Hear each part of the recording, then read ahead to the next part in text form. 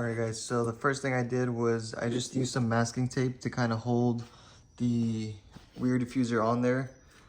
And then I'm kind of worried about the fitment, but I've seen some other YouTube videos where they just screw it on and they use screws to hold the edges on, because the way the bumper is shaped is it curves. The way the bumper is shaped is it curves in like this, but this piece of plastic is not that flexible, and it's not shaped like that.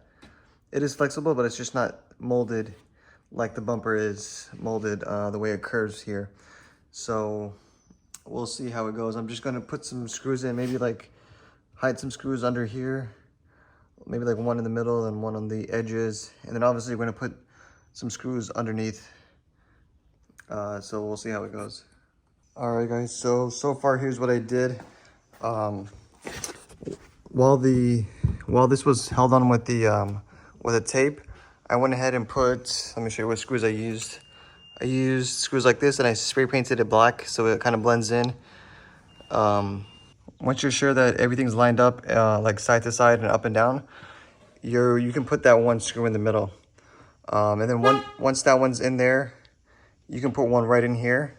And you can't even see it right now because you gotta look like under right here. And then you can see where I put those screws in. When you're driving, most likely nobody's gonna see it because you have to really bend down, and this kind of covers it, the way that this is shaped. I actually didn't put any 3M adhesive tape, and it's over here, from here to here, it looks really flush. As you can see, it's very, very flush. So I'm glad that that's working out. So now I just have to figure out where I'm gonna put screws in to hold the ends, the sides up. And then I think that should be it. And by the way, I did spray paint this gloss black, and I put some gloss clear coat on it. That's why it looks like that, just so it can match the rest of the car. So yeah, I'm gonna go ahead and put some screws in on the edges to hold it up. But yeah, when you're putting in, after you put this one in here, and you're about to put this one in, make sure the whole diffuser is leveled and it's not like crooked, right? Because once you make that hole, you're putting a hole into the bumper. So you want to be careful with that. So I'm gonna have to use a long screw like this to put in right here. I'm gonna keep it pushed while I'm drilling this in. It's gonna be right here. You can see, let me show you real quick. You can see how big of a gap there is right now. So yeah, we're gonna put one right here while pushing it in like this, and it'll go in from the bottom. All right guys, here's how it looks after putting this one in.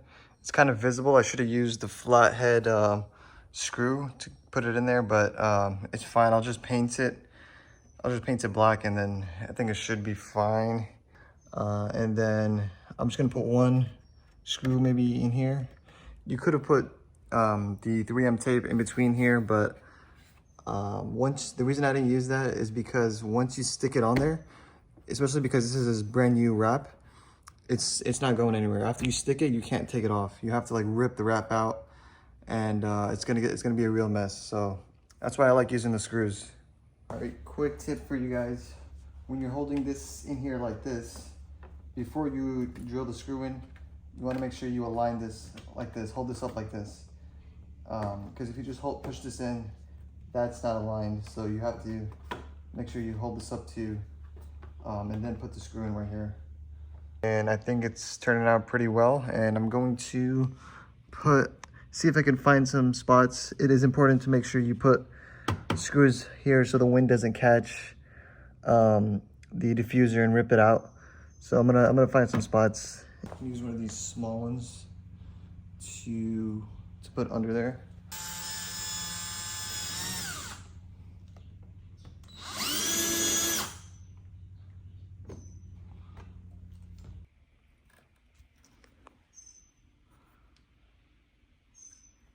Alright guys, here's how it looks. So in total I have 11 screws.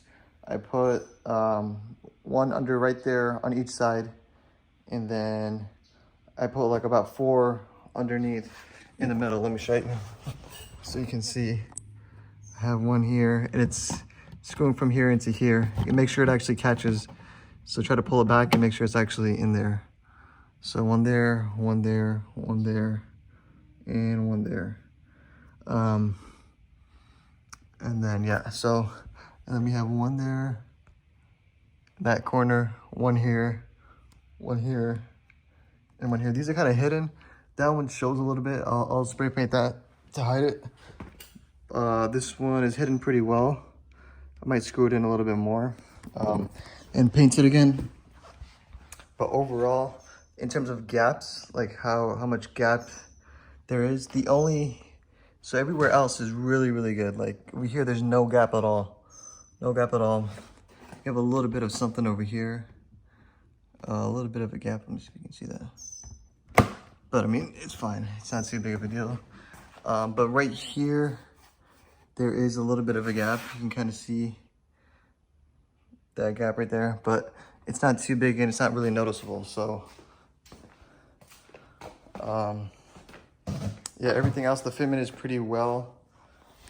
It's a pretty good, it looks really good. It looks a lot better. Let me see if I can get a better view. The one thing that just kind of scares me is you are drilling into the rear bumper. So if you decide to take this off, you're gonna have holes in the bumper. But other than that, it looks really, really good. See if I can get a better angle. Yeah, it really makes the car look more aggressive from the back.